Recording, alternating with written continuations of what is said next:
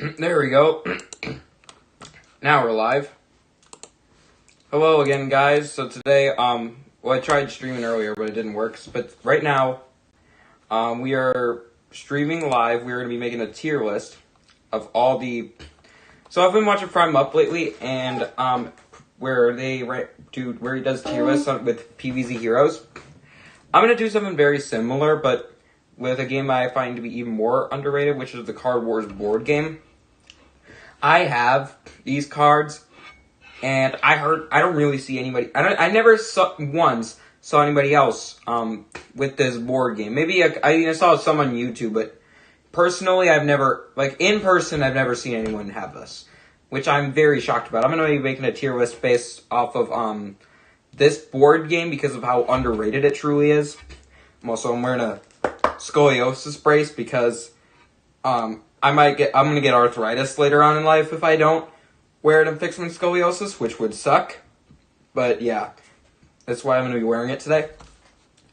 And I'm super excited to do this tier list. So this is a very, very underrated, very, very, very underrated game in my opinion. It is super, super fun. And I'm just opening up the live stream so I can see a chat. There we go. And so, I'm very excited because this is going to be the first time I'm going to be doing a tier list like this. I'm going to be making an Angry Birds Star Wars 2 tier list soon too, so be on the lookout for that. Maybe I'll even do it later tonight. It's possible. But, so, I'm going to be covering the Blue Plains landscape first. This is a very interesting class. It's a very big support class, and it's good at a lot of things. Probably the number one thing is I'd say, control, because you have these options like, for example, there's Uni-Knight, there's Cool Dog,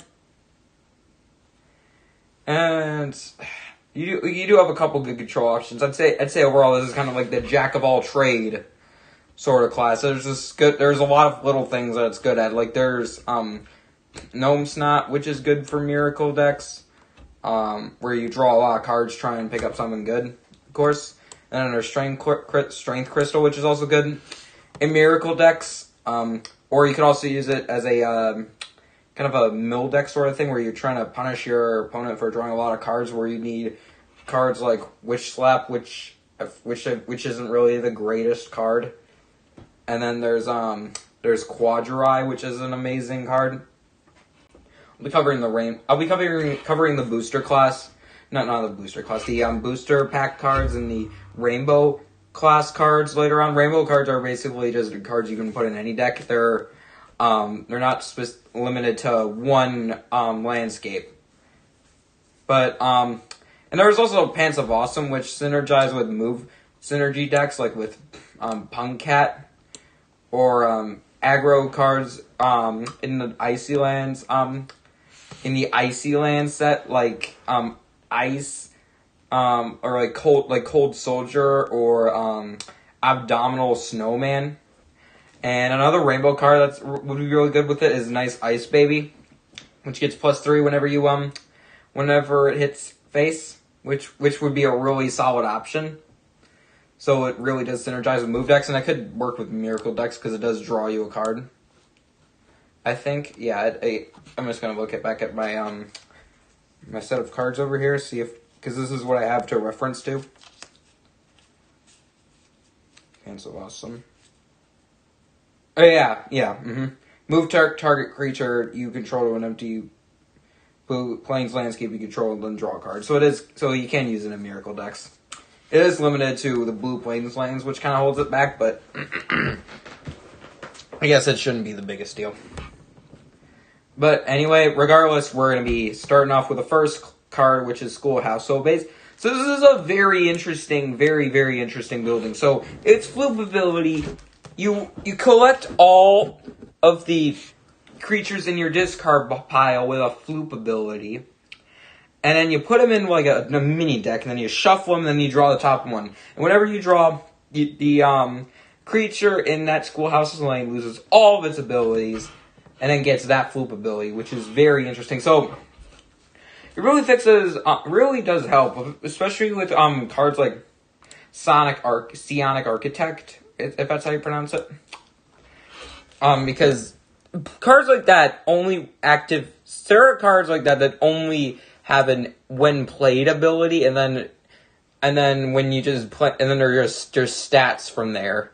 Once you play it, and you got no other ability on them. So, especially with cards like that, this actually really does help. Schoolhouse really is a good option for things like that, or if there's, or if just a creature just has a crap ability in general, you can this can help. And especially with cards like Heavenly Gazer, this card dies a lot. This does not have good stats. But yeah, this can really fix that problem if you're lucky enough to get this Floop ability. Overall, this is a fine Schoolhouse is a fine building. It's never a problem to have in your decks. And so these cards are all going to be graded based off of how usable they are and how much you're going to be using them in the game. Not necessarily how good they are, but how much you're going to be including these in your decks. So this is not an auto include, but this is also never really a problem to have in your decks. But there are going to be better options, I think. I'm just going to put this in B tier for now. It is a bit unreliable. Sometimes it can get you a Floop ability that you don't really want. But it's never really usually a bad idea to have in your deck, so you never really go wrong with putting on. If you have like say one copy of Schoolhouse in your Blue Plains deck, I wouldn't really yell at you. It's not really going to be a problem in your decks. It's fine. Wood Mobile Home. This is a weird. It's kind of situational. It's not really weird. It's situational. So, its ability is to move the creature it's going to be moving an active creature that you control to the lane Wood Mobile Home is in, but only if that lane is emptied. So, there's a real problem with that. This is not a fast-paced game. It's very, very slow. So, everybody's going to be having a lot of stats. This is going to be more of a tempo kind of game where you're trying to maintain more stats than your opponent and then whittle their health down very, very slowly.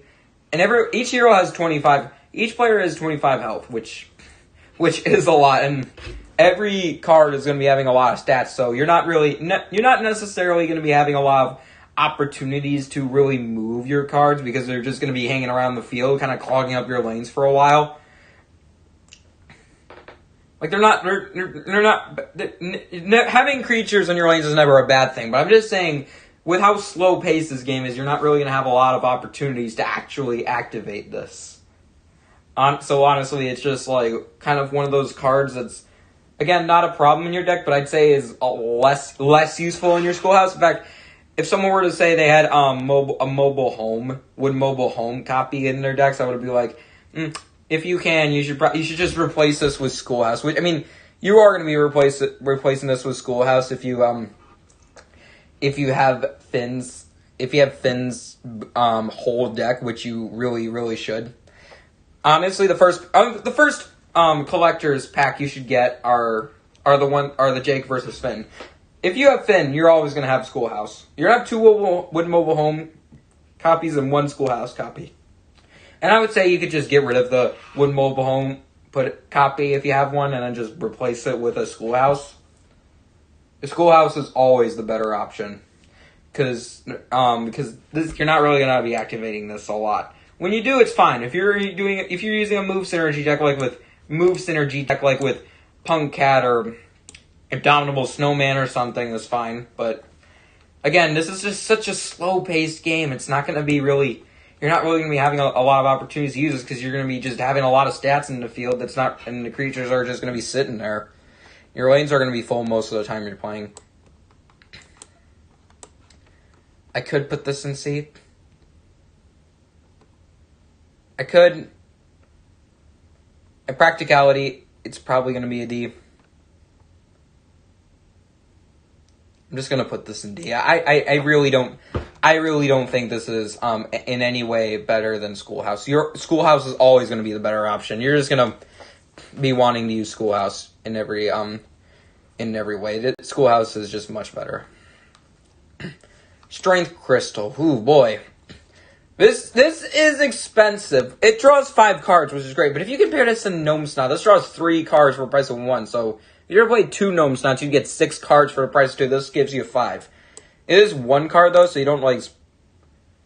So you do get more. So if you spend 2 Gnome Snots, you get So take 2 from 6, and you basically get 4 cards. And then this is more efficient because you get 4. Oh wait, you get the same, but I don't know. Since Gnome Snot is cheaper, I just feel like it's the better option. Strength Crystal is fine, but I mean you can easily use this, but usually there's no reason to use this over Gnome Snot unless of course you're using a mill deck where you're trying to punish your opponent by drawing a lot of cards in their deck. In which case you want to use it, but that's really not the best strategy. Could work. Since it was overshadowed by Gnome Snot, I'm just gonna put this in C. You can use. I wouldn't really yell at you if you had like 1 copy of this, but there really is no reason most of the time to use this over Gnome Snot. Although you could, if you got nothing better, you could run both Gnome Snot and Strength Crystal, and then that would be okay. But just Strength Crystal and no Gnome Snots, Gnome Snot is always the better card. Cool Dog is a gem. So its ability is your creatures in adjacent lanes may not be attacked. So they can still be hurt, like with tricks or not tricks. I'm sorry, I'm thinking of Plants vs Zombies heroes. I'm thinking spells. So they can be hurt with spells.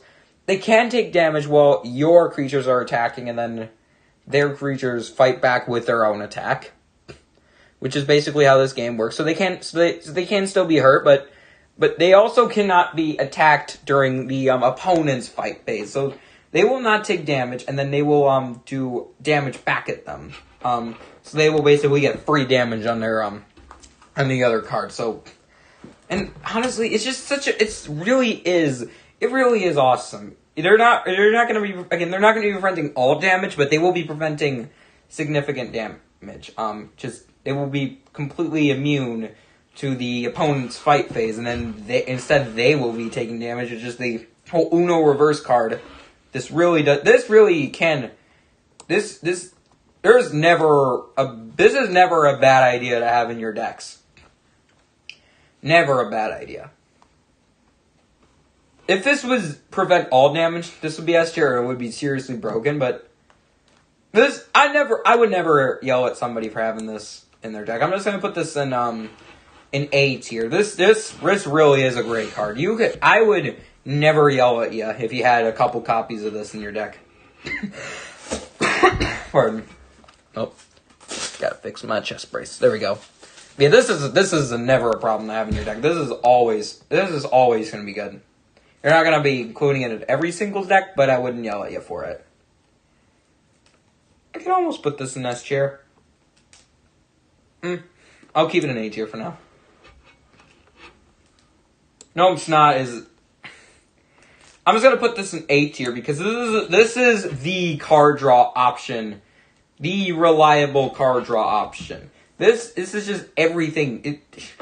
Drawing 3 cards for the price of 1, always a good thing. Always a good thing. You always want to get more options, and this really doesn't. This only costs, unlike Strength Crystal, this costs 1. So this is the much better card. You're gonna be including this in a lot more decks. And if you need card draw options, which is always good, this is it. This is the card. This chest brace. But I am putting this in A, and it's staying in A. This could go in S. I think for now we'll just keep it in A. There might be better options. Oh, Subliminal Strength. This is a great card. This is a great card. So this ability is a really good. Target creature that you control gets +2 attack for every spell you play this turn. So if you have a lot of 0 cost spells, or if you played a 1 cost spell before and then you play this on a creature, this is freaking amazing. It gets +4 strength. for the price of one, and even at +6 at times, maybe even more than that. The amount of attack you can gain from this is freaking awesome. This is a really good card to have in your decks. And even on its own, a 1+2 isn't bad. No. But it's really good when you get 1+4 on one creature. You're just gonna get a crap ton of damage. This is easily going in S tier. This is auto include in every single Blue Plains deck. You're going to be having 2 copies of this in every single deck you have with Blue Plains. This is the amount of potential this has is incredibly high. And again, even if you just buff up with this one card, even if you just give a card +2 this turn for the price of 1, it's never bad. This is never a problem to have in your deck. This is auto include in every single Blue Plains deck. This is a really good finisher as well. This can just burst down your opponent with a lot of damage. This is freaking amazing. And this, just take the S tier. Headphone Jerk. I think this should cost 1. This card should cost 1. It's 2 attack, 7 damage. It's bad stats on its own. And its ability is if it replaces a creature when it comes into play, it does 3 damage to the creature in its lane, which is okay, but it's not great. These are close in this game. The replacing a creature abilities are the evolution abilities in this game. Plants vs. Zombies Heroes, they have evolution where you place a card on top of another card to gain a special effect. These when this replaces a creature abilities are that evolution. And it's I'm gonna put this in D. This is not great in most decks. There's gonna be better replacing creature ability cards out there. This is not a really good card. Only 3 damage when you replace, and that too. This is way too slow. If this costed 1, this would be a fine addition. But 2 is just way too expensive. Its stats are nowhere near acceptable, and it's only 3 damage when it gets played, which is not good. That's not what you want to have a card. This is not what you want to have a card at all. You're hardly ever going to be using this. I can almost even put it in E. I'll put it in D.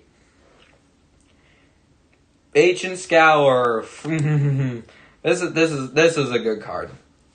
So its floop ability, its stats are whatever. It only has 1 attack and has 7 health. Its floop ability is the real gem. So when you if you floop this, you can get a random rainbow card back into your hand from your discard pile, which is fine. Rainbow cards are pretty good in general. There are some really good ones. And all the 0-cost cards also are rainbows, which makes this even better. And then if it's in a building, if there's a building in its lane, you gain 1 action. But a building you control. Basically, if this is in a lane with an ability with a building you control, this you gain 1 action out of it, which is freaking awesome. What card doesn't become better when you get an action out of something? Then you could just get 3 actions and you can play even more creatures or you can play even more spells. This is really good to have in your decks. You're almost always going to be including this. Could this go in S? The building is a bit circumstantial, but it's not really a problem. Will there be better options? There probably are. I'm debating whether to put this in A and or S. It is a fun card. Screw it. I'm feeling optimistic. I'm going to put this in S. This is a card that you're going to be wanting to include in almost every single Blue Plains deck. It is never a problem to have. Ever. I'm just going to take the S tier. I love this card a lot. Wooded Marauder. So it has 3 attack, 9 health. That's a very good stats. And but the ability is situational. When Woodic Marauder moves a lane, you draw a card, which is drawing a card is always good. You always want more options. So if you pair this up with like teleport, that's a good idea. But again, the lanes are almost always going to be clogged, so you're not really going to be using this a lot because of how slow of a pace of a game this is. So the ability is not really the redeeming quality of this card. If this had lower stats, this would be worse. Like if this was a 3-8, I guess. If it was a 3-8, it would still be good. 3-7, maybe. 3-6, not really. Basically the stats are the redeeming quality. This is a good finish. This can be a good finisher if you pair this with moving synergy, especially with like Punk Cat. Its stats are great. It's not really a finisher on its own, though.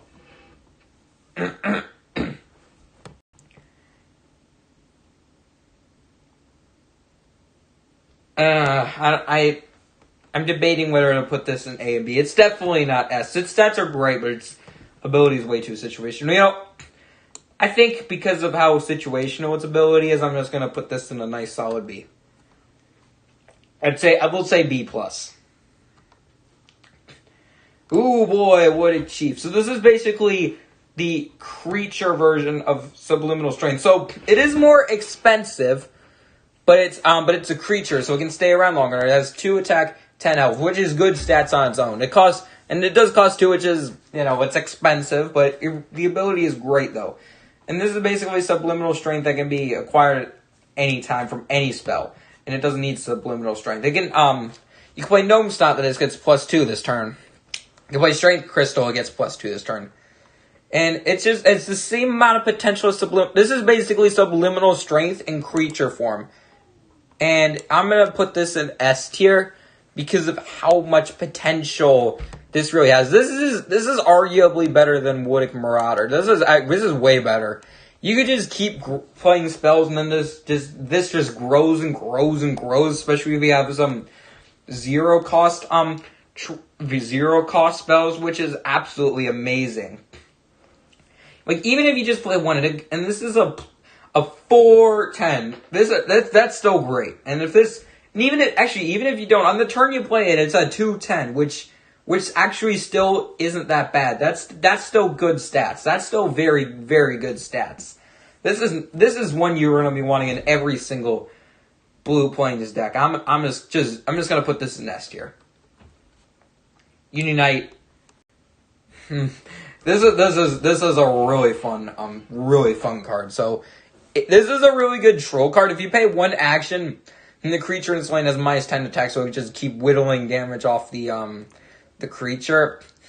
The only way to really hurt it is if when the other creature dies and then that damages this. But then if it doesn't kill it, it just does the whole thing again. This gives this -10 attack. And then it just keeps whittling until another creature is played. This is really a troll card. And it's a really fun way to troll people. It's a good control card.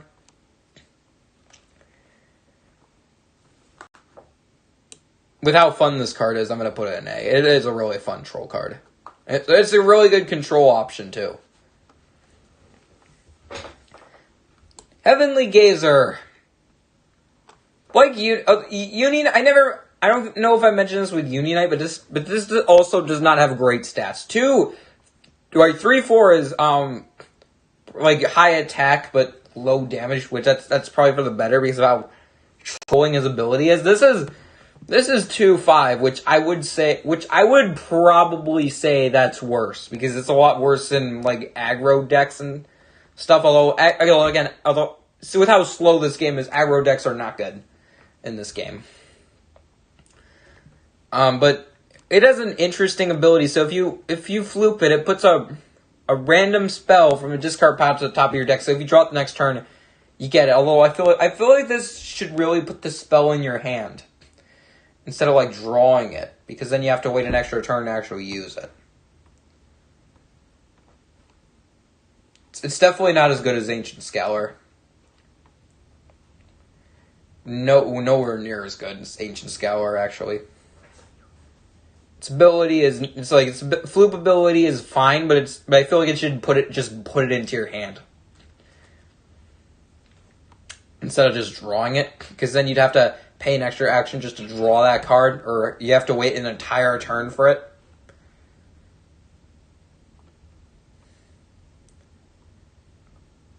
With how little I would actually use this, I'm just gonna give it a C. I don't really think it's good in most decks.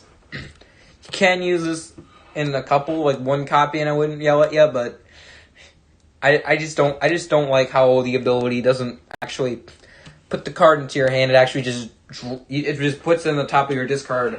I mean, the top of your deck, and then you just have to wait an extra turn to draw it, or you have to pay an action for it. Let me just see the chat. It doesn't look like we have anybody in the chat right now.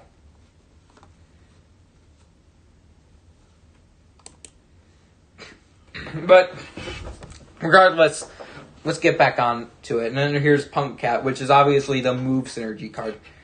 This is fine. So this is actually a good addition in move synergy decks. This is the number one thing you want in move synergy decks. Its stats are whatever, but its ability is really cool. When a creature changes lanes, it gets +2 this turn, which is really, really good. It's not as good as Subliminal Strength. Nowhere near as good as Subliminal Strength, but in a move synergy deck, it's good. Which, again, aren't really the greatest strategies because of how clogged the lanes are usually going to be. You want the field to be clogged instead of just having an empty lane all the time, because you want to keep more stats in your opponent, because that's how you play Card Wars most of the time. I'm just going to put this in B. I guess you can use this in non-moving deck archetypes as well. I wouldn't really get mad if you had this in other Blue Plains decks. Like if you have one that has teleports in it, or Wood Mobile Home, which anyway, Wood Mobile Home is not a good card, then you could include this. But there's definitely going to be better options. There's going to be much better options. Struzen Jin. On its own, it has 111. So its stats are really so it's really tanky, but it doesn't really do a lot on its own. Its ability is really cool though. It gets +2 whenever, like, for every flooped creature that you control, which is very cool. It can be a 3/11, it can be a 5/11, or at most it can be at 7/11. 7/11. So this does have good potential, but I feel like it's really circumstantial, because you have to actually have floop abilities in play for it to be good. It's not useless. I feel like there actually haven't really been a lot of times where its ability is actually activated. I feel like when I had it in play, I hardly ever see this get buffed. You're going in C tier, my boy. You have good potential, but you're so circumstantial. Dragon Claw. So it's a 1/8 on its own, which really isn't a bad card. So its stats on its own are fine. It's low damage but tanky, and it costs 1. And its floop ability is, oh no, you don't belong in D. Its floop ability is okay. When you can just move a creature you control to another lane. With the floop ability, I feel there's definitely going to be better floop abilities in this. You can use this, and I wouldn't, especially in move synergy decks. You could use this. I wouldn't really get mad at you, because if you include this, these stats are really the redeeming quality of this card. Its floop ability is circumstantial, because again, you're always going to be trying to get more stats than your opponent most of the time. I'm just going to put this in a solid B. That's really where it belongs. Kind of like where a lot of all the other cards in this darn landscape belong in. Psionic Architect, if that's how you pronounce it. So this is a really good card. You can play this, and then if there's a flooped ability, a flooped creature on the field, you can ready it so that it can either have to activate its floop ability again, which you might want to do most of the time, especially with cards like Ancient Scalar, who don't have a lot of attack. Or you could, if they do have a lot of attack, and you already floop them, you can use it to send them to the fight phase. Or if you want to send them into the fight phase to make it a really important trade, this is going to be the response to that. And stats are okay. I think because of the replay value of floop cards, I think I'm actually going to put this in S tier. It feels weird how I put this in S tier and then I put Struzan Djinn so low. I feel like Struzan Djinn is so much more situational. Because even if you don't have any floop cards, you can still use this and it's fine. I feel like this needs more strength to be more useful. But you can just play this, and then a floop creature can floop again or can send into the attack phase.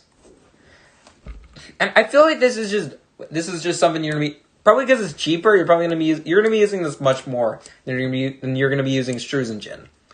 That's why I'm gonna be putting this in S tier. This is a much better card to have in your decks. This is way more circumstantial. Even if you don't have flooped creatures, this is fine. It's a 2/6. There could be better, but a 2/6 is never really a bad thing to have in the field, especially for a 1 cost. This is just much more usable. Extra large Spirit Soldier. So each adjacent creature is going to be having +1 attack, which actually is really good. It's not the best. Its stats on its own are actually better than Dragon Claw, which I would say makes it. I'd say this is more usable than Dragon Claw. I'm just gonna put this in A tier because of how its stats are better and its ability is overall more useful. And it's a 1 cost. It's not something you're gonna be using in every single deck, but you never have a problem including this in your decks. So I'm just gonna keep this right in A tier. It's gonna be very comfortable there. Its attack on its own is, but the ability really, really is redeeming. So it's a lot more useful than. It's definitely more useful than Wooded Marauder, Punkcat, Dragon Claw, and Schoolhouse, which is why I'm going to be putting this in A tier. It really is on the same level as these other cards. Embarrassing Bard. This should cost 1. This really should cost 1.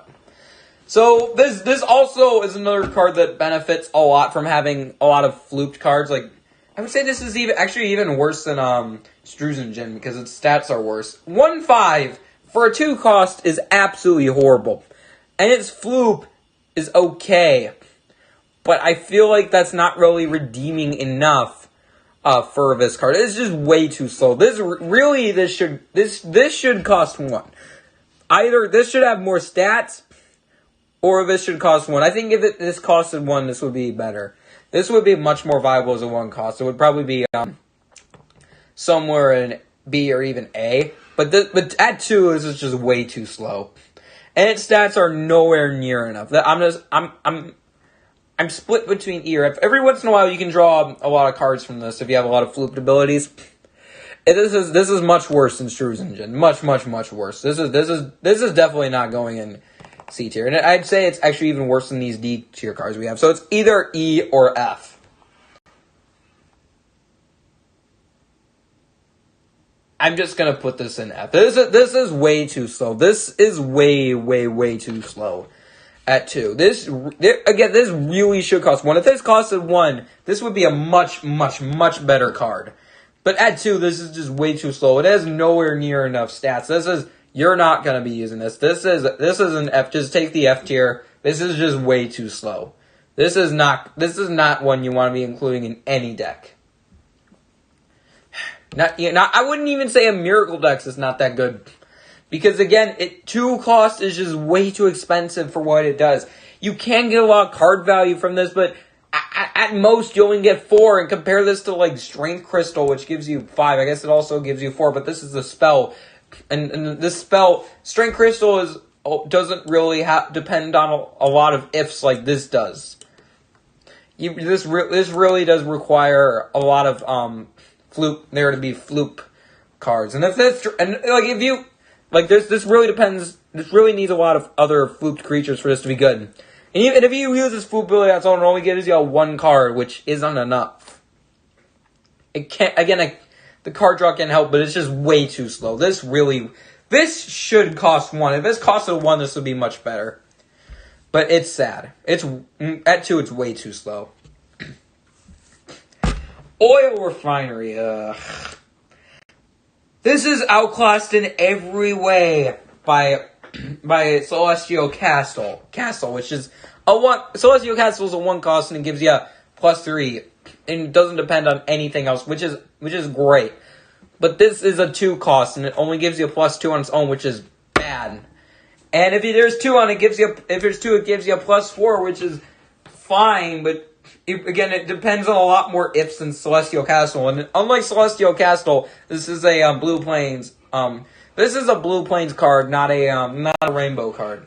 So this is only limited to 1 landscape, which isn't really going to be the biggest factor to how good this is, but it definitely contributes.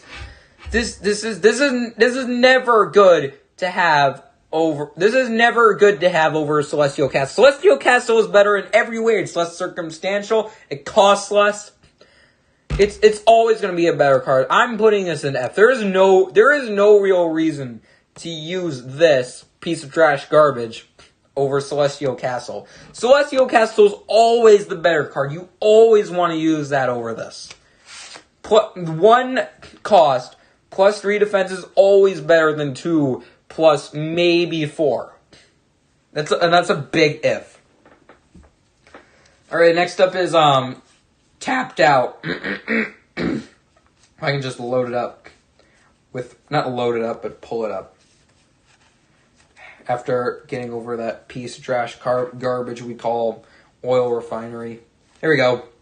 Target creature you control has +2 attack for each exhausted creature you control. So, if you have a lot of floop creatures, this is fine. You can gain a lot of attack out of this, but this is much less reliable than Subliminal Strength. It is nowhere near as good. It's kind of like Strozen Jin in the sense that it's going to be so circumstantial in gaining in how much you use and how much this helps a win condition. This is just much more circumstantial than Subliminal Strength. Subliminal Strength is always the better card. Strozen Jin, I would even say, is probably a better card. Maybe.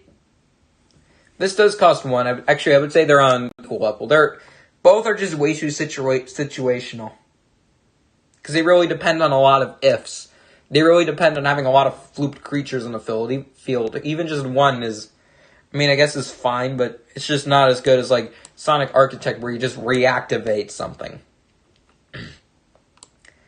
I'm putting it at the same level as Strozen Jin. This is very circumstantial. It works, but it's circumstantial. I can't pronounce. I'm not pronouncing it. So this card is weird. So let me just pull this up in my collection of cards.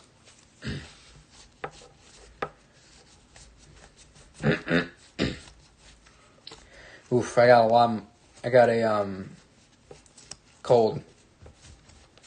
See, which is why you hear me clearing my throat a lot. I got it somewhere. There it is. What if Matriarch has +1 attack for each rainbow creature you control. So this is good if you have a lot of rainbow creatures in your deck, which rainbow creatures are really good. But this really does require. You don't really have to use this in like our mostly rainbow deck, because you can even have this in a lot of decks and it's fine. A 1/7 on its own is whatever. But if you have a couple of rainbow creatures, this gets more attack, which is really good. Even if it's a 2/7, it's not bad. This is actually a fine card to have in your decks, because you're always going to be wanting rainbow creatures in your deck. Rainbow Creatures are just cards you can bring in any deck, and they're going to help you with your win condition in some way. Rainbow Creatures are never a bad idea to have in your deck, because almost every single card is going to be having Rainbow Creatures. I mean, not every single card. Every single deck is going to be having Rainbow Creatures. You don't even have to just use this in decks that revolve around Rainbow cards. I'm going to put this in a solid B. This is never bad to have in your decks. This isn't restricted to just Rainbow Creature decks. You can just have this in any deck because you're going to be using Rainbow Creatures, and it's fine. Even a 1/7 on its own, it's fine. It's kind of about the same amount as useful as Dragon Claw. Learning Center. Oh boy. Learning Center is a really cool card. So it gains the game text of buildings control adjacent lanes, but not their name. So basically, it's going to take each ability from the adjacent buildings, and then it's going to contribute to the creature into its lane. So if you have like if you have 2 Blood Fortresses next to it, it's going to get your creature's going to get +2, which is amazing. Well, not amazing. I would say for a building. I would say it's amazing because it's going to be permanent. And if you have a Blood Fortress in one, Celestial Castle in another, it's going to get +1/+3, which is awesome. It's this game's equivalent to the Healthy Treat from Plants vs. Zombies Heroes, which gives a zombie +1/+3. So this really does combine well with a lot of cards. I'd say at 1 this would be OP, so I'm glad it costs 2, but this really is a cool card. You could have a lot of cool combos with this, and I wouldn't get and it's like it works. You can even have this with like I mean, what are some good options? So we don't really have a lot of. So Oil Refinery, not a good combo because you don't want to be having this in your deck anyway. Schoolhouse is really cool to have. Of course, this is a really cool building. So if you had it, so if this Schoolhouse is next to your Learning Center, it's really cool. And then, of course, there's just so many weird combos with this that make this so good. This is never a bad idea to have in your decks. I'm just going to put this in A tier. This is not auto-include in every single deck, but this is one of the more interesting cards in this game. This is just going to make the game a lot more fun. You're going to be having a lot of cool combos with this. And it's going to be really helpful in every win condition. It's probably not. I could almost put this in S tier. You know what? Fine. I'm putting this in S tier. The amount of combos you can make with this is what carries this. You can you so many cool things you can do with this. If you just pair this up with 2 buildings next to it, and then that creature gains effects from both buildings. This is friggin' amazing, and it's never a problem to have in your decks. This is actually much better than Schoolhouse, which is why it's going in. I could put it in A, but I'm gonna put it in S just because of how awesome this is and how many cool combos you can make with this. This is gonna be auto include in every single deck. Business Dog. Oh my god, Business Dog is not a good card. First of all, let's talk about its stats. On its own, it's a 1/6, which is very, very poor. And its ability also is just whatever. If I can just find the Business Dog. Where's Business Dog? Come on, Business Dog, pop out. The hell are you? Come on out and face the music. You're a terrible card. Here you are. Business Dog has +2 attack this turn for each card you've played with dog or puppy in its title this turn. So there's very little with dog or puppy in this card. That's not synergy. That is not synergy.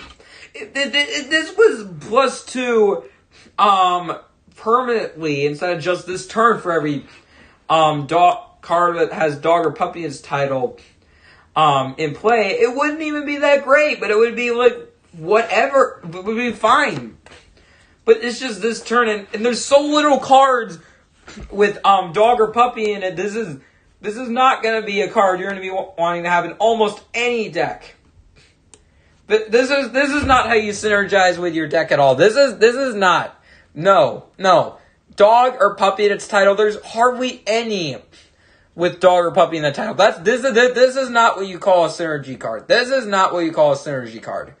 This has no place in any deck whatsoever, ever. Never run business dog even if you have a couple of dogs, like cool dogs, which you're almost always going to be having in your decks. Even if you have a couple of cool dogs, don't be like, oh, I'm going to use this. I have a word dog, and this is going to be good. It's 2 cards. There's very few cards that have dog or puppy in it, where this is going to gain attack, and it's just this turn. This is not how you synergize with your cards, guys. This is not a synergy card. This has no place in any deck whatsoever. Never use this. Pyramidea. This is a very, very weird environment. It's really only good in replacing creature decks. So Floop, if you control a creature in this lane, game 1 action, but you can only use it to play a creature in this lane, that's a very situational sort of thing. You can if your creature is almost dying, or you want to or you already used its when played ability, it's fine, but it's just I feel like this is only really good in decks where you're trying to replace a lot of creatures with to activate special abilities like Headphone Jerk, even though that's not the greatest strategy. I'm hardly ever gonna use this. I'm just gonna put this in E. It's not the worst. Excuse me, but I feel like it's just the reason it's going in E is because you're hardly ever gonna see this. This is not a good card. This is hardly ever a good card. It's way too circumstantial. If this was just that there's a creature's lane, game 1 action, and that would be good. But its ability is just way too circumstantial. You're always trying to have more stats than your opponent. And even then, replacing your creatures is not the greatest strategy. If your creature's almost dying, you can do that. But you're hardly ever going to use this. That's not really how you're going to be wanting to play this game. That's why it's going to be going in E tier. You're really almost never going to be using this. Tiny Elephant.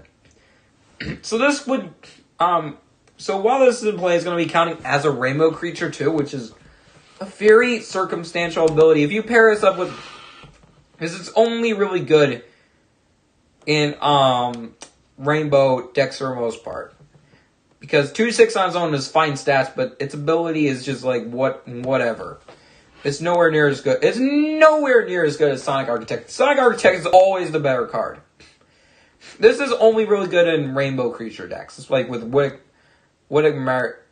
Matriarch. It's like just stats and nothing else.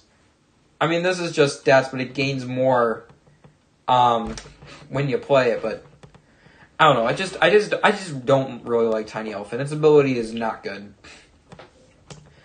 This is only good in rainbow decks. So I'm just gonna put this in D tier. You're hardly ever going to be using this. This is not a great ability. That ability almost means nothing for the most time. That's not really a card you're going to be wanting to put in most decks. Now we're going on to some of the worst cards to one of the greatest. This is a really good card. Creatures in this lane will not be able to use Floop abilities, which is an awesome card, especially if you're playing against another Blue Plains player, like with Ancient Scour, or there's going to be other really difficult Floop abilities like Patchy the Pumpkin that this is really good against. This is just completely shuts down their Floop abilities, which is absolutely amazing. And stats are great as well. I'm just going to put this in S tier. You're almost never going to be wanting to leave this out of your Blue Plains deck. This is auto-included in every single Blue Plains deck. Because being able to shut down Floop abilities is just such an underrated idea. This is really good to have in your decks. Shutting down Floop abilities is really amazing. That's a really good card to have in your deck, because if you can shut down again cards like Patchy the Pumpkin or again Ancient Scour, then that's a really good thing. You're gonna be wanting this in every single Blue Plains deck. This is never a bad idea to have. This is really good in control decks too. Just take the S tier, good in every single deck. Puppy Parade. Ugh. This is really only good in one deck archetype too, and that is the Rainbow deck. It's expensive too, costs 2. I'm just gonna put this in D. It does heal every single creature for 2, but that doesn't nearly justify this card enough. This Rainbow strategies are generally not great. That's not really a good idea. Because I feel like there's not really enough synergy within Rainbow cards. There's a lot, but I feel like it's just not redeeming enough. I feel like at 1 this would be better. That this 2 is just way too slow. And again, Rainbow decks are not the greatest. They really are not. There's really going to be better. Rainbow cards are good. Don't get me wrong. But basing an entire deck around them, not a good idea. And then there's Lonely Panda.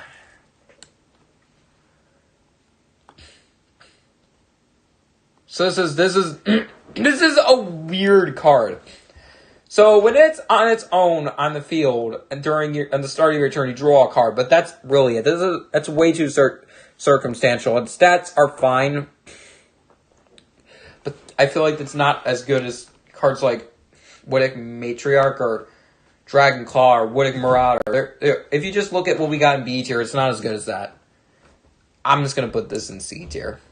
Its ability is way too circumstantial. It has to be all on its own, which is almost never going to happen with how many stats you're going to be trying to keep on the field, and purposely not playing anything just so you can draw that one card. Yeah, great idea. You're already going to be taking a lot of damage. Why not take more, right? All right.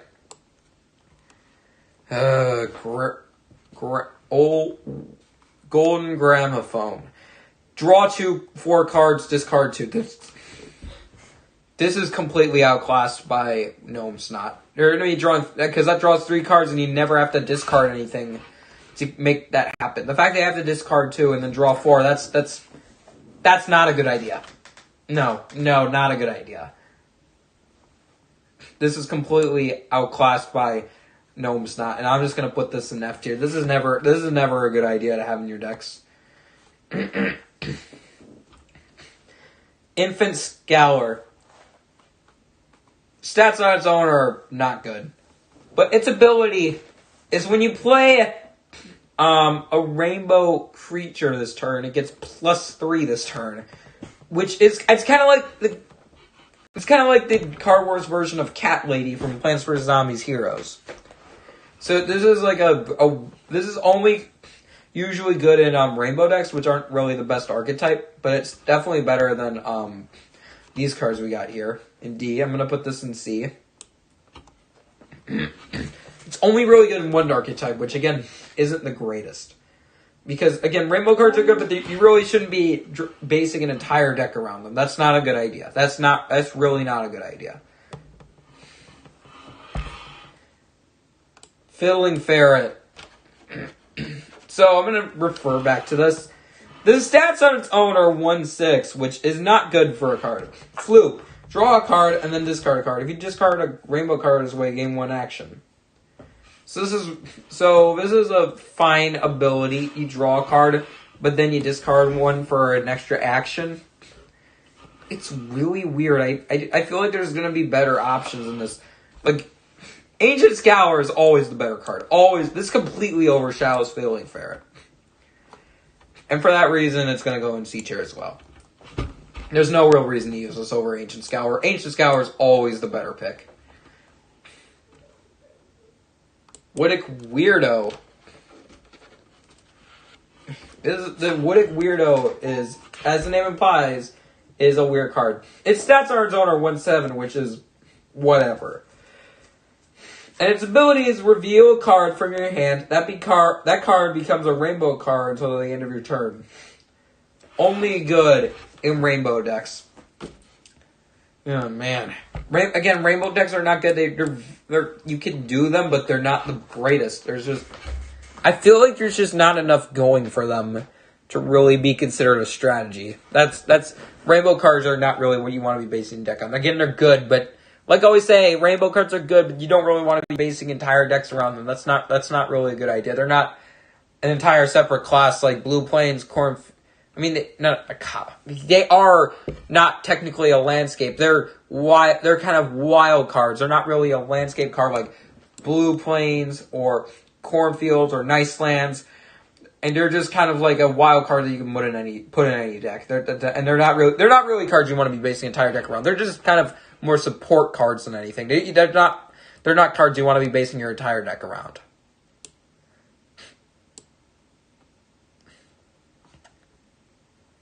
No, I'm just gonna put this in E. There's usually no benefit in making a card a rainbow card. It's only good in rainbow deck archetypes.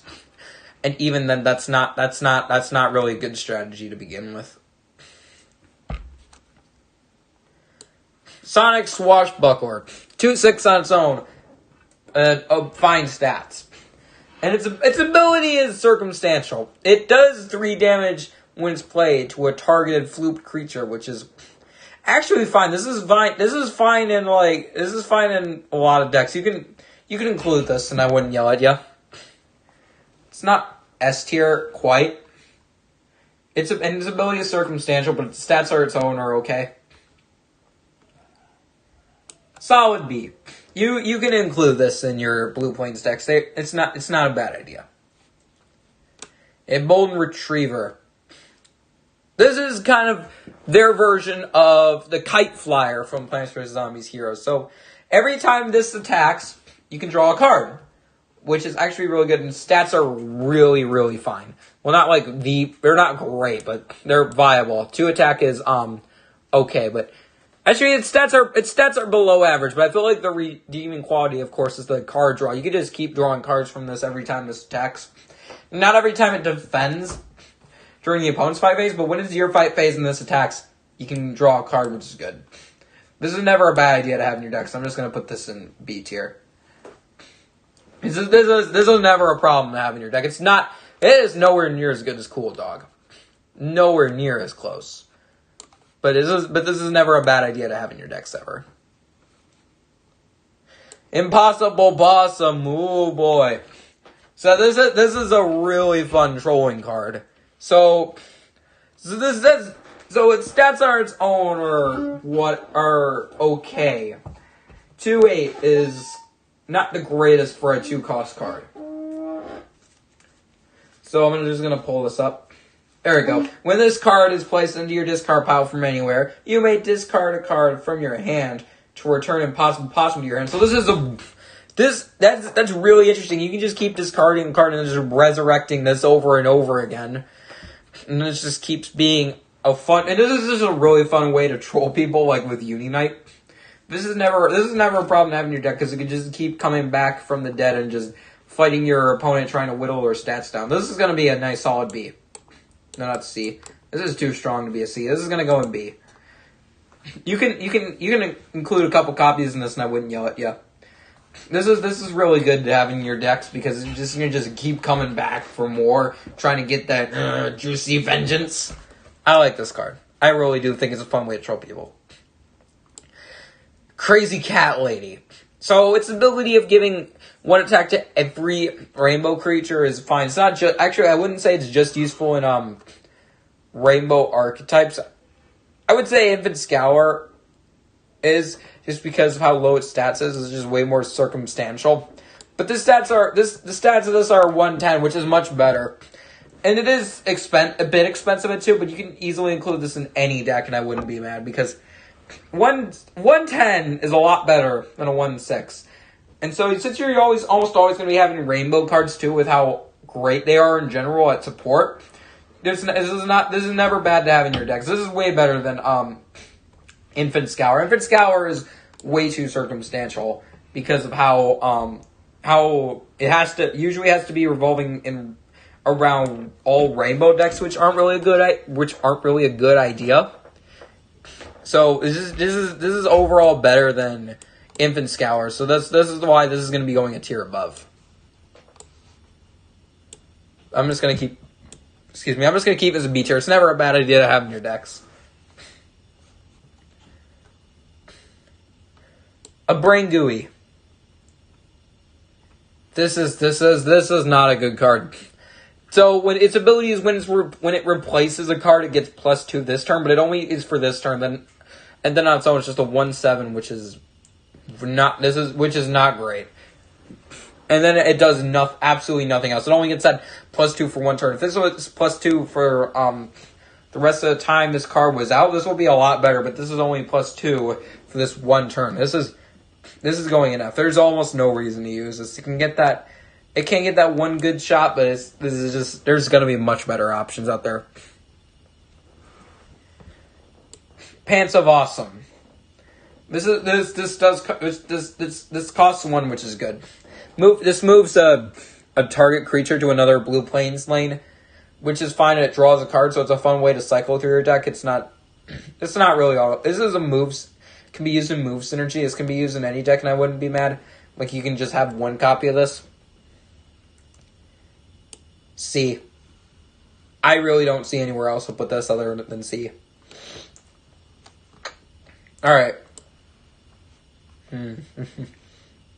Traveling Skeleton.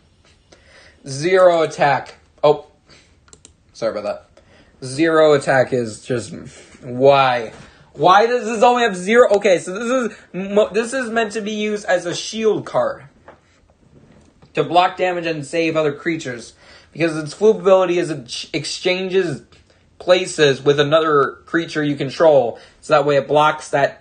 It can turn a bad trade to a good trade with another creature. But then this just blocks the damage. But the problem is it has no attack whatsoever. This is no way of dealing damage. This is not a good idea to have in your decks, guys. 0 attack is just like, what the heck were they thinking? This needs to have at least 1 attack. If this had 1 attack, this would be viable, because then it could make a good trade into a bad trade. But since this is just used as a shield, and yeah, it does change lanes, which can save your creatures, it's just, it needs attack. 0/8 is just, what the heck were they thinking? This is not a good idea. Alright, Grape Digini. This is fine to have in your decks. 1/6 on its own is bad. But its ability, when it replaces a creature, it brings a card from the discard pile into your hand, which is a really good idea. This is never a bad idea this is never a problem to have in your decks. This is one example of the good replacing creatures cards. This is gonna be a B. This is a solid B. Never a bad idea to have in your deck. So you can just have that one creature is just dying, and then you can, then you play this, and then you get a card from your discard pile to your hand. This is a really good creature to have in your decks. Never a bad idea. And I think this Blueberry Digini deserves to go in the same tier, because it's another card that's replacing a creature. This has better stats, 2/6. And it's also another replacing creature card that's just never a bad idea to have in your decks, because you have to one card just dying, then you play this, and this also draws you 2 cards. Does this draw 2 cards? Let me just check. Where are you, Blueberry Digini? Okay, yeah. You draw 2 cards when it replaces a creature, which is a really fun way to draw cards in your deck. It's not as good as Gnome's Knot, because Gnome's Knot draws 3. This draws 2. But this is a really good way to which is a really good card. If you have like that one creature that's already activated ability, or if it's about to die, then you can just play this. This is never a problem to have in your decks, I would say. Future Scour, and I should probably say this is in the same class, because it's another replacing creature ability. Its stats are better, but it costs 1 more. It's a 2/8. Which is okay. Not great. But Its ability is redeeming. When it replaces, if it replaces a creature, it gets one action. So you can replace that one dying creature with this, and you get an action. You can do something else with that action that's going to make a really powerful play. And this is another card that's never a bad idea to have in your decks ever. This is just going to be going in B tier with all the with these two Djinnis. These are what I say are probably these are the three best replacing cards in this landscape. Wake up call. It's circumstantial. This readies all exhausted creatures, so you can reactivate Floop abilities. Compare this to like Sonic Architect. This relies on having a lot of flooped creatures on the field. Sonic Architect does not. It's a 2/6 on its own, which is good, and even though it only replaces only readies one creature, but it still is a 2/6 too. So it gives you stats on the field. But this is a trick, so this really does rely on much more on there being a lot of floop creatures on the field. And this is going in C tier. Actually, I could even put this in D. There's no reason to use this over Sonic Architect. I feel like the potential you know what? I'm going to put this in C just because of how much potential it has. But I feel like this is overall a lot worse than Sonic Architect. This is always the better card. Fatigued Librarian. Ugh. This is a move synergy card and not a good one. First of all, 3/4 on its own is bad. Very bad. Actually, not bad. I'd say it's like okay. High attack, low damage. But I feel like the stats of this are the same. It's not great, but its ability is overall much better. So this is almost always going to be exhausted. Only when you move it, it's going to be ready. And then you just exhaust it again from that fight phase, and you have to move it again to activate it. The fields are almost always going to be loaded. You're almost never going to be having an opportunity to activate this, and you're going to be relying on another card to activate this. This is going in. I can almost put this in F tier. Should I put this in F? Or does it deserve to go in E? In move synergy decks, it can work E. Fine, I'll put this in E. Mage Napping, I feel like has too many limitations. So the limitations it has are you need to have 15 or fewer hit points, and you can only have at most one creature in play. So this is like the card you use when you're in an absolute pinch. Its ability is it brings a creature the opponent controls to one of your lanes, so then you control it. And that's like, it can't save you, but with all the requirements that it needs, this really does fall short as a lifesaver card, because if you're about to die and you use Mage Napping, you're probably already going to die anyway, because then you're just going to make another powerful combo, and then you just get one of their creatures. This should cost one. This really should cost one, then this would be viable. It would have all the limitations, but if it would cost one, it would be fine, because then you could use it as a lifesaver and you can pair this with something else. But two, it's way too expensive. This really isn't going to save you all that much. Every once in a while, it can. I'll put this in E. This is way too circumstantial. If you're just playing this on a field where you're about to lose, you're probably going to lose even when you play this, because you're just going to make a really powerful play next turn. It's going to be way better than your darn Mage Napping. This is a really flawed lifesaver. This is not a good idea to have in most decks. If this was one, this would be better. It wouldn't even be great if it costed one, would it? No, I wouldn't say it would be absolutely amazing at one. I would say it's viable. Like probably would be like a B or an A. But this wouldn't even be. I wouldn't even say this was the greatest. Yeah, I'm just gonna put this in E. Actually, you know what? I think maybe a one this would be great.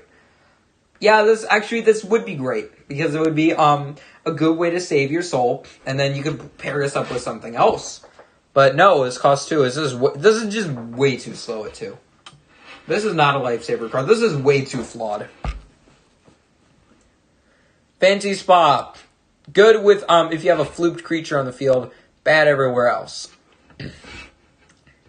So if you're using a card with a floop ability, like with especially with Ancient Scour, this is fine. Because then you could just draw a card.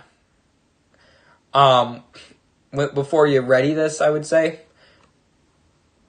Yeah. You could just draw your card with this, then ready your Ancient Scour, then you can just get that free card from that flooped creature.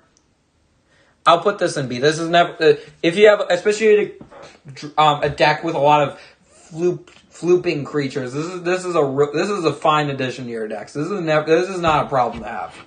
If you just want that extra card draw from, especially with decks that rely on a lot of flooping creatures, this is fine. This is fine.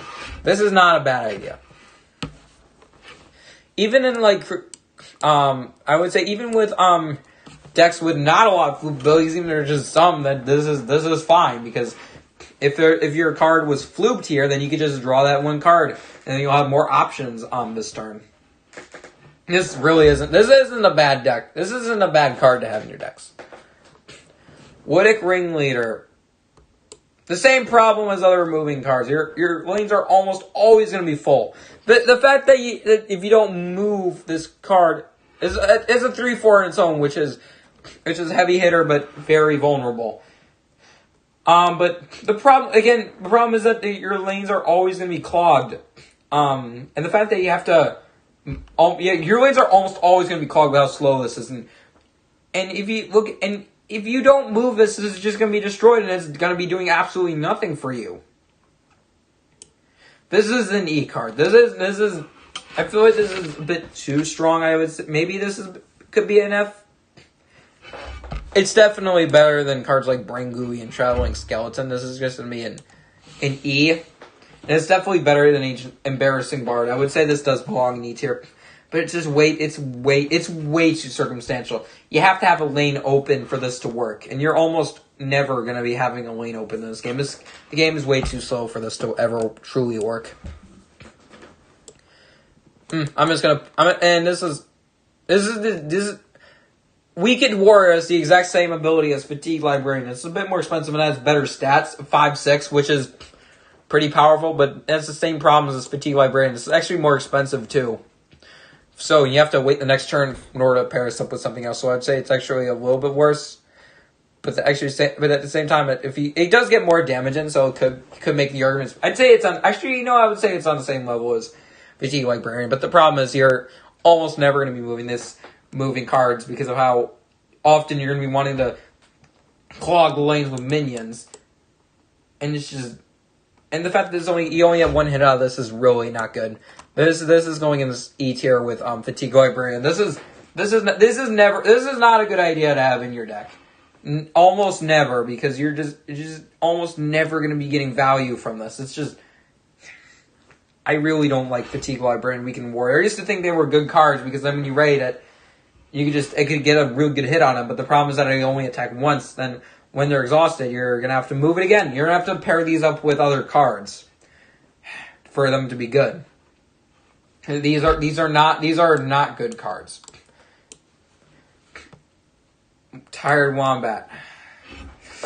So this is the same. So this is in the same level as Woodic Ringleader, maybe even a little bit worse, because this is a 4/5, which is whatever stats on its own, better than Reindeer stats, which are 4/4. But the problem, you always have to move this every turn, and since which is a problem because your lanes are almost always going to be clogged. But this has to move to your opponent's field, so then your opponent controls it if you can't move it in one of your lanes, which is actually very bad because you don't want to be giving your opponent stats unless there's something like Paratrooper, which, by the way, Paratroopers are a really good card because they actually give a disadvantage to your opponent when you move them over to your opponent's lane. I'll get to those in the rainbow card tier list, but this doesn't disadvantage your opponent in any way. This just gives your opponent extra stats, which they would always want. This is way worse than Woodic Ringleader. You would rather this be destroyed than have your opponent control this and gain more stats on the field, wouldn't you? This is F tier. I would say this is worse than Wooded Ringleader, because you would rather have this destroyed than have your opponent control this. This is not a good idea. And don't tell me to pair this with Scopian either. Scopian's ability is circumstantial on its own. So Scopian's ability on its own, which I'll get to in the Sandy Heroes, is very circumstantial. Unless, of course, you pair this up with like Paratroopers, which again are good cards. You do not want to be pairing this up with Scopian, because Tired Wombat is not a disadvantage to your opponent for your opponent to have. Isn't really its stats are not bad for an opponent. Paratroopers are really bad for your opponent to have, because they actually give disadvantage to your opponents when you move them over. This does not. So don't. But yes, the Paratroopers are much better to pair up with Scopian overall. This is just a plain move for players to have in their decks. This is just going to be giving stats to your opponent. That's not a good idea. Industrial Assassin. So you have to destroy a creature you control for its ability to activate, and you just draw a card. And its stats are its own or whatever. A 2/6. That's fine. But yeah, the fact that you have to destroy a creature to make this work is not great. And just to draw that one card, there's gonna be much better card draw options. Like Gnome Snot is better than this in every single way. This can destroy a dying creature, and you just draw a card of that with a card that's gonna be dying anyway, so that's all right. This ability, this is